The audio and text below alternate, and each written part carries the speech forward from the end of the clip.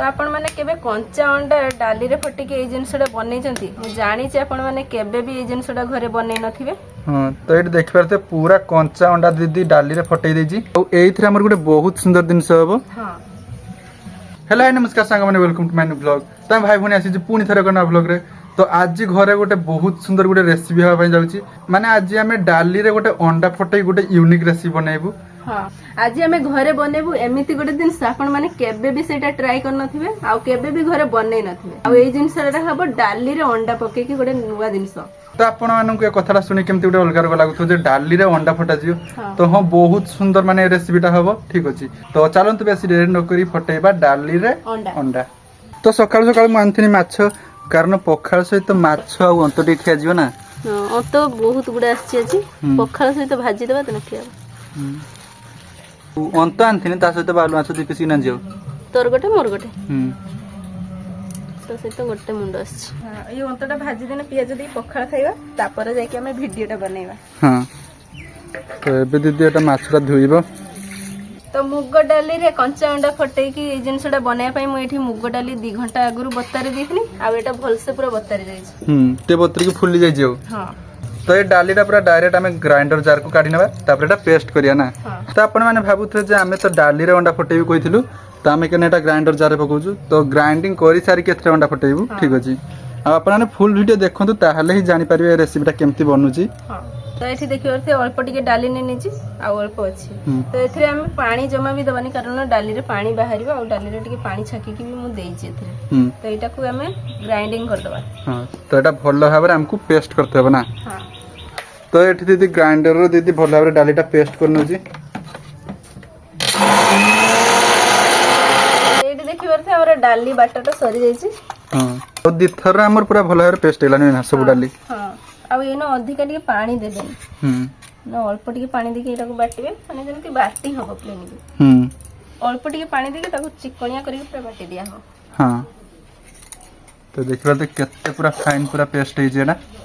तो एटी दीदी भल भाबरे डालीटा पेस्ट करनी जी आ डाली रे अंडाटा हमर पडियो जे सेटा माने गोटा डाली रे अंडाटा पडियोनी माने डाली पेस्ट रे अंडाटा पडियो। हां तो डाली पेस्ट रे हमें अंडा पके की बढ़िया सुंदर आज गोटे जिंस हबो हाफ ताटिया नै नेची डाली सेथि पय 2टा अंडा नै नेची आपण जदी माने गोटे ताटिया डाली बनेबे ताहने 4टा अंडा एथि पके फेली हाफ ताटिया डाली की 2टा अंडा लागियो। हां तो देखबाते दीदी पूरा कंचा अंडा डाली रे पकी दोजी ठीक अछि माने गुट्टा डाली रे पडिबोनी एटा माने डाली पेस्ट रे पडियो। हां तो एठी दीदी 2टा अंडा डाली पेस्ट रे फटी देजी माने कंचा अंडा। हां आ एथिरे हमें मसला दबा खाली हळदी लूण देकी एटा गुळीबा।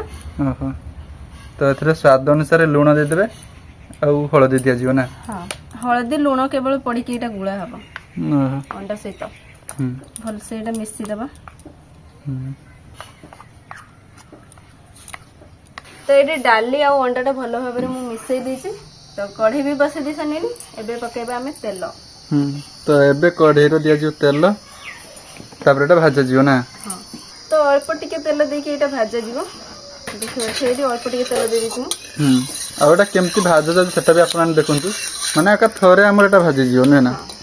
तो एबे देखियो से कढ़े नै गरम हेलानी तेलटा माने गरम हेई तो ए डाली अंडाटा हमें जो गुळी के रखथिले एटा एबे ढाई देबा सब। तो एका थोरे एमती सब ढाली देबे डाली आ अंडार पेस्ट ना। जे अधिक तेल देके एटा को माने हियो करिवे माने लागिबनी कढ़ार।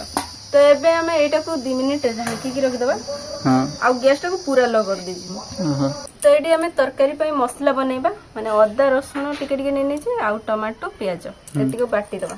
हां तो ए मसलाटा हमको दरकार तो भलो भाबरे एटा ग्राइंडिंग करनबा। हां तो एथरे 2टा लंका भी देकी बाटी देबा कारण एथि तरकारी रे गुंड लंका जमा पड़िबनी। तो एबे हमर मसला पेस्टटा हे जाई छी आ एटा भी हे गलानी बते। हां तो एठी हमर डाली अंडा भी प्राय हे गलानी ले जाई छी। हां तो बहुत सुंदर प्राय देखर एटा हे जाई छी। हां एटा उल्टी देबा। उल्टी हो नै पूरा एटा चक्का पर ही जाई छी। हां देखरते बहुत सुंदर है ना बढ़िया काई छी माने एटा देखि कि जानि परथे जे तरकारीटा तने केते टेस्टी लागियो अछि। तोरा आपरे आ गोटे साइड हबो ना। हां आ ए तरकारीटा बनेया पई हमकु दरकार सिझा आलू तो एठी 2टा माने छोटिया छोटिया 2टा सिझा आलू माने सिझी कि नै नै छी काटी की ताको नै नै छी तो ए तरकारी रे सिझा आलू पड़िबो देने भल लागियो। तो एठी लागु छी हे गलानी।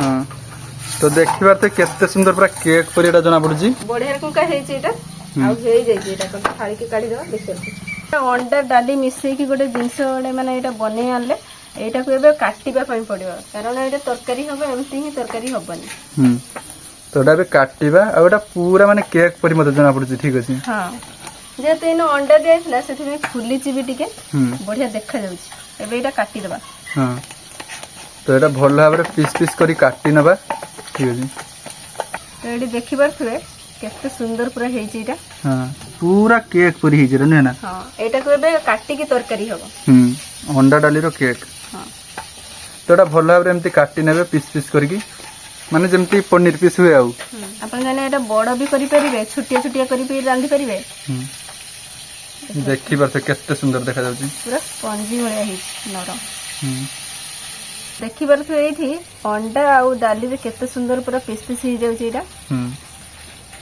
बढ़िया रखै हां तो आपण चाइने एटा पीस पीस माने पनीर भरिया करके रांधी परिबे आमे टिके माने गोटे पीस को आमे दिफाल ना करके रांधी टिके बड़ बड़ पीस आमे रखिबा तो ये बड़ बड़ पीस करिया तो से दिफाल ने काम कर दो एटा माछ हां ठीक कहली पूरा माछ भरिया हे जेटा तो एमती करके सब गुडा काटी दबा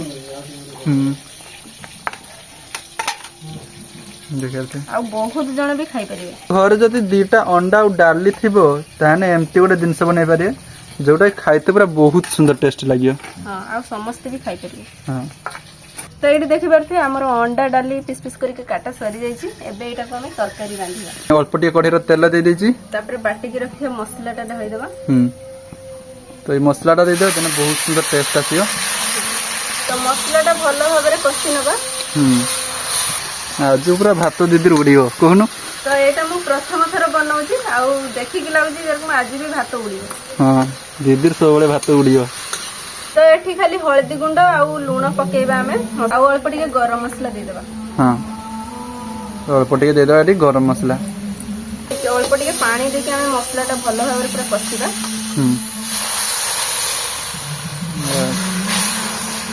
तो आपण जने अलग अलग प्रकार आपन को आईडिया बनै पारियो तरकारी तो तरकारी तो हबो आमे किंतु नॉर्मल सेमती गोटे टेस्ट करिया देखा टेस्टटा केमती जे यार तुडी नै ठीक है नै तुडी नै छिड़ियो नै तो अल्प टिके टेस्ट करिया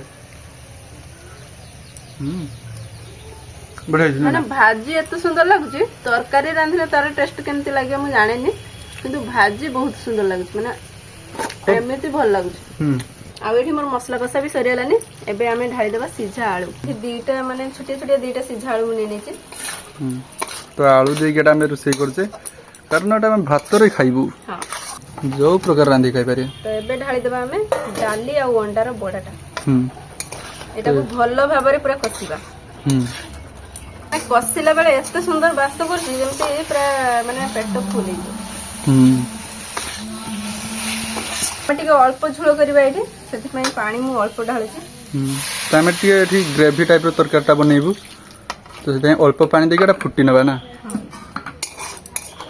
बस 5 मिनिट फुटिला परे तरकारीटा पूरा भलो भाबरे रेडी हे जाईची आ आमे एटा सुखिला सुखिला रखि जे कारण एमिति ही रखिने भल लागियो खाया पई एटा काढी नबा ना तो ए तरकारीटा जदी थरे आपण माने बने की खाती ताने माछ मांस खाइयो पूरा भुली जी माने डाली बहुत लोग भी खाते नहीं ना हां तो से डाली रे गोटे देखबार थे अंडा फटै की बहुत सुंदर तरकारी हे जाई आ एई गुडा को देखा जाय पूरा माछ पीस भलिया